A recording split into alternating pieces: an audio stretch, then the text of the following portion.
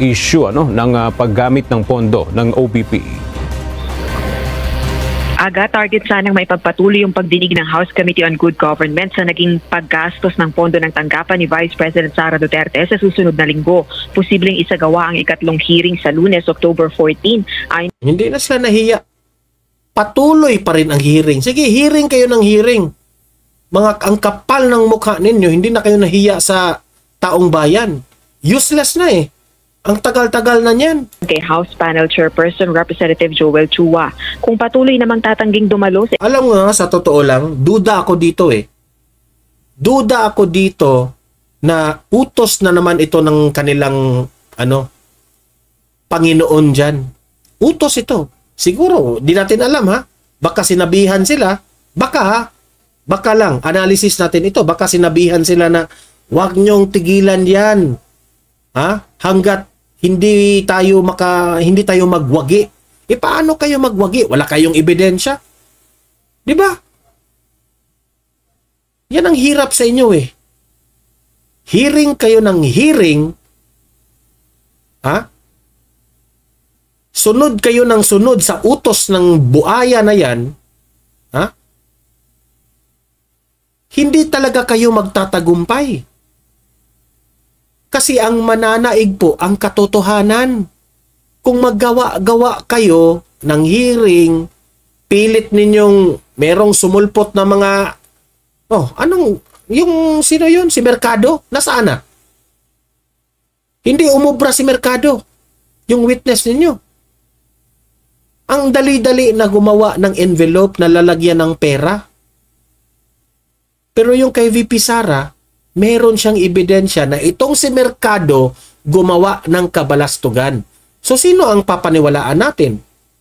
Si Mercado o si VP Sara? Na tested na yan. Gumawa na yan ng kasaysayan sa Davao. Magaling yan. At never itong na-involve sa corruption. Pero itong si Mercado na ito, may ebidensya si VP Sara. So saan ang papaniwalaan natin?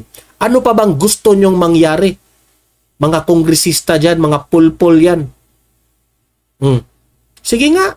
Investigasyon ng mga opisyal ng Office of the Vice President, gaya ng Undersecretary at Assistant Secretary, maaari anyang magresulta ito sa pagpapataw ng contempt laban sa kanila. Ayon pa kay Congressman Chua, mahalagang... Imagine that one. Ganyan sila kadesperado. Ipako-contempt nila ang mga OVP. Kasama na dyan si VP Sara kung hindi dadalaw si VP Sara. Ganyan sila. Kung hindi nila makuha ang kanilang gusto, contempt ka agad. Contempt ka agad. Ito yung, alam nyo ha, itong gobyerno ni Marcos, itong administrasyon ni PBBM, the president of contempt. Itong si House Speaker Martin Romualdez, the speaker of contempt. Ginoo ko, por Diyos, por Santo, ang kakapal ng mga buaya na ito. Makipagtulungan ang mga OVP official upang masagot yung mga tanong sa umani questionableng paggastos. Hindi pa ba kayo, lagi na ninyong ibinibida yung tanong ni OVP sa mga tanong ninyo kay OVP. Tanong ninyo kay VP Sara, hindi na ba kayo nagsawa sa pagtatanong kay VP Sara?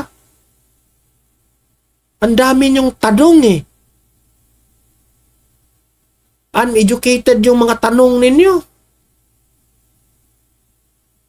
It's better siguro kung bago kayo magtanong, meron kayong pruweba na yung tanong ninyo kasi basta gusto lang ninyong makapagtanong kasi para humarap kayo sa TV, para magmukha kayong ang tapang-tapang, talagang tinuligsa yung Vice President. Ganun yung datingan eh. Pero bago kayo magtanong, yung meron kayong ebidensya na pirmado sa Vice President. Vice President, bakit mo pinirmahan itong ganitong kahalagang pera? Nasaan na itong pera na ito? Ganun. Wala kayong ebidensya eh. Dapat may ebidensya kayo. VP Sara, saan mo ginasta itong pera na ito? Nakapirma yung pangalan mo. Ayan ito. Yan. you have the right to ask question. Ha? Kung ganon, you have the right to ask questions. Pero kung wala kayong ebidensya, wala kayong ikapakita, kung wala kayong, kung lahat ng mga tanong ninyo, hearsay doon, hearsay noon, wala. Useless yan lahat. That's a waste of time.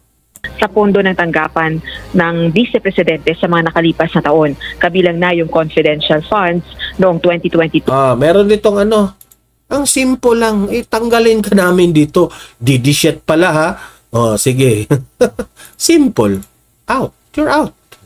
Nanggugulo ka rito At 2023. Dagdag pa ng House Committee Chairperson, parte ng trabaho nilang makipagtulungan. Hoy, mga moderators, hindi na kayo hinahayaan nyo itong mga trolls dito. Mga moderators ko. Nasaan na kayong tapang ninyo, mga moderators ko? Meron nakapasok na trolls, hindi nyo dinidelete yung mga trolls dyan. Sa Kongreso. Nauna nang ipinaabot ni VP Duterte na hindi ito dadalo sa imbitasyon ng komite dahil sa walaan niyang batayang mga aligasyon laban sa kanyang opisina. Gayun din, hindi rin anya malinaw ang legislative objective ng komite. Correct. Nire-request na nito. Tama. Wala kayong exact na wala kayong exact na plano kung anong gusto nyo. Ha? Itong kay chairman na si Chua.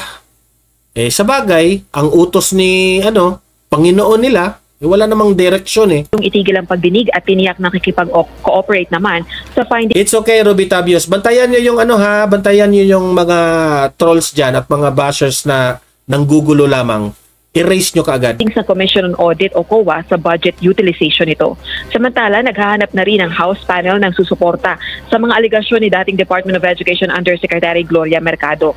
Ito yung dating DepEd official sa ilalim ng dating DepEd Secretary na si VP Duterte na nakatanggap umano. Yan Tingnan nyo yung mukha ni Mercado. Yan si Mercado. Si VP Sara po, meron po siyang ebidensya na itong si Mercado, nanghihingi ng pera using the Department of Education. Nagsosolicit raw ito, which is bawal yan Okay? Nanghihingi sa private na company o private group. Yung mga akusasyon ni VP Sara, meron po siyang resibo at ebidensya. Ito. Itong mga akusasyon nitong si Mercado, nasaan? Ang simple. Pwede kang gumawa ng envelope na merong pera at sasabihin mo, bigay ito ni VP Sara. Siguro sa totoo lang, hindi siguro niya matanggap na tinanggal siya sa Department of Education.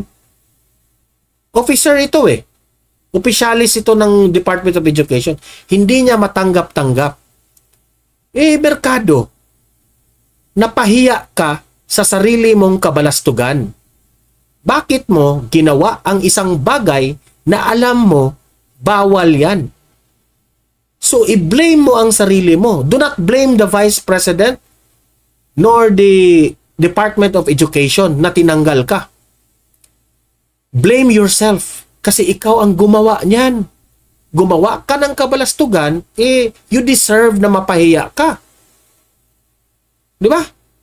You deserve.